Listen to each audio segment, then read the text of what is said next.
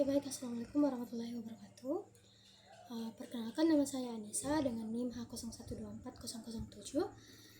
Pada kesempatan kali ini saya akan mempresentasikan tugas final mata kuliah perkembangan peserta didik yang berjudul program Project Based Conversation berbahasa Inggris berbasis perkembangan kognitif, sosial emosional, dan critical thinking untuk peserta didik SMA kelas 10.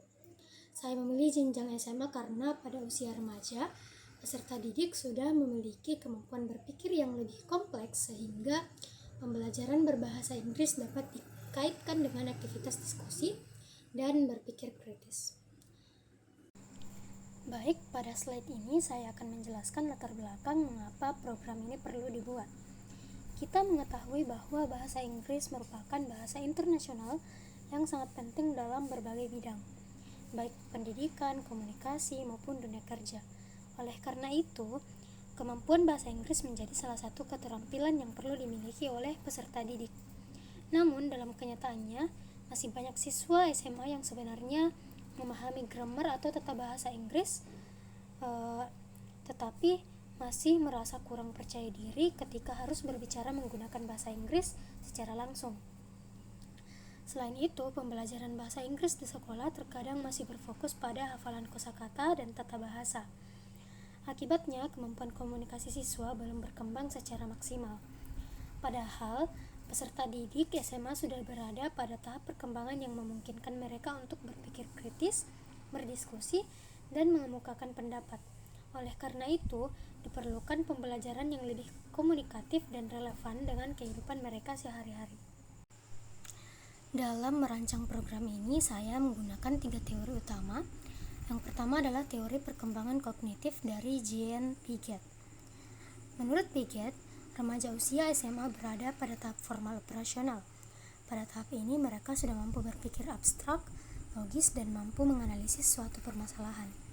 Oleh karena itu, mereka cocok diberikan kegiatan diskusi dan pemecahan masalah menggunakan bahasa Inggris. Teori kedua adalah teori sosial dari Vygotsky. Menurut Vygotsky, proses belajar akan lebih efektif jika dilakukan melalui interaksi sosial. Karena itu, tahap program ini terdapat kegiatan diskusi kelompok agar siswa dapat belajar bersama dan saling bertukar ide. Teori ketiga adalah teori efektif dari Stephen Krashen. Krashen menjelaskan bahwa rasa percaya diri dan kenyamanan dalam belajar sangat memengaruhi keberhasilan seseorang dalam mempelajari bahasa. Oleh karena itu, kegiatan pembelajaran dirancang dalam suasana yang menyenangkan agar siswa lebih berani menggunakan bahasa Inggris. Pada slide ini saya akan menjelaskan karakteristik perkembangan peserta didik SMA yang menjadi sasaran program. Dari aspek kognitif, siswa SMA sudah mampu berpikir abstrak dan analitis. Mereka juga dapat melihat suatu masalah dari berbagai sudut pandang. Dari aspek bahasa, mereka memiliki kosakata yang semakin luas dan mampu menyampaikan pendapat serta argumentasi sederhana menggunakan bahasa Inggris. Dari aspek sosial emosional, remaja sangat senang berinteraksi dengan teman sebaya dan membutuhkan kesempatan untuk mengekspresikan diri. Sedangkan dari aspek moral, mereka mulai mampu mempertimbangkan nilai, norma, serta dampak dari suatu tindakan. Oleh karena itu, mereka sudah dapat diajak mendiskusikan isu-isu sosial yang dekat dengan kehidupan mereka. Karakteristik inilah yang menjadi dasar dalam penyusunan program pembelajaran yang saya rancang. Pada slide ini, saya akan menjelaskan rancangan pembelajaran yang akan dilaksanakan. Tema yang saya pilih adalah The Impact of Social Media on Teenagers, atau dampak media sosial terhadap remaja. Saya memilih tema ini karena sangat dekat dengan kehidupan siswa SMA. Hampir setiap hari mereka menggunakan sosial media, sehingga topik ini mudah dipahami dan menarik untuk didiskusikan.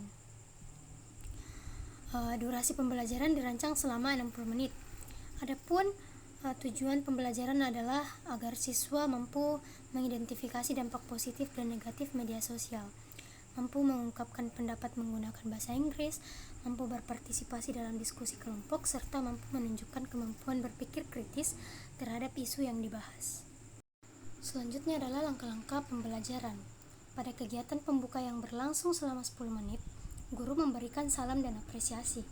Kemudian guru menampilkan gambar beberapa platform media sosial seperti Instagram, TikTok, dan Facebook. Setelah itu guru mengajukan beberapa pertanyaan sederhana seperti how often do you use social media dan what are the benefits of social media untuk merancang partisipasi siswa. Kemudian masuk ke kegiatan inti selama 40 menit. Pertama, siswa menonton video singkat mengenai dampak media sosial. Kedua, siswa dibagi ke dalam kelompok kecil untuk mendiskusikan keuntungan dan kerugian media sosial menggunakan bahasa Inggris sederhana.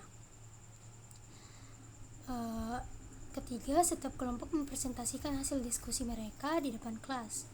Terakhir, pada kegiatan penutup selama 10 menit, guru bersama siswa menyimpulkan materi dan melakukan refleksi singkat mengenai penggunaan media sosial secara bijak.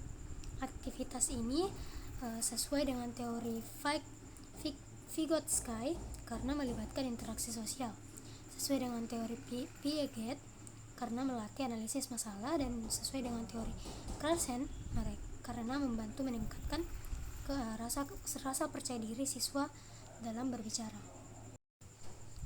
Pada program ini, saya menggunakan beberapa media pembelajaran yaitu PowerPoint, video edukatif, worksheet, diskusi, dan LCD proyektor.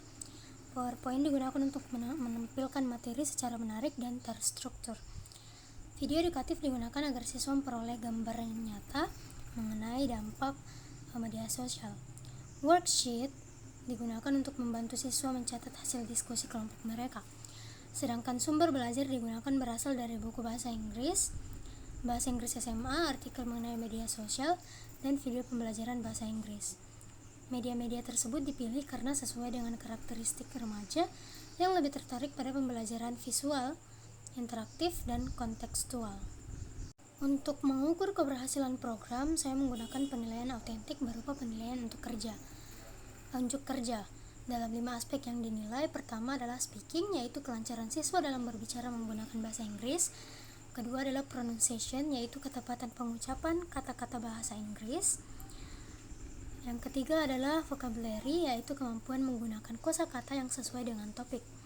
Keempat adalah critical thinking, yaitu kemampuan siswa dalam memberikan alasan dan argumentasi yang logis. Dan yang terakhir adalah participation, yaitu keaktifan siswa dalam proses diskusi dan presentasi. Penilaian dilakukan melalui observasi, rubrik presentasi, dan penilaian kelompok. Kemudian, sebagai calon pendidik, saya menyadari bahwa merancang program pembelajaran berbasis perkembangan peserta didik bukanlah hal yang mudah.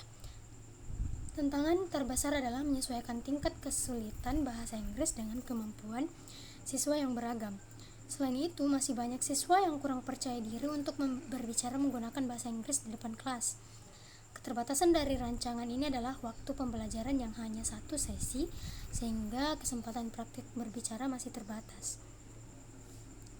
Kedepannya, saya ingin mengembangkan program ini menjadi beberapa pertemuan, memanfaatkan teknologi digital secara lebih maksimal, dan memberikan lebih banyak kesempatan kepada siswa untuk menggunakan bahasa Inggris dalam situasi komunikasi yang nyata. Baik, terima kasih atas perhatiannya. Saya ucapkan terima kasih. Wassalamualaikum warahmatullahi wabarakatuh.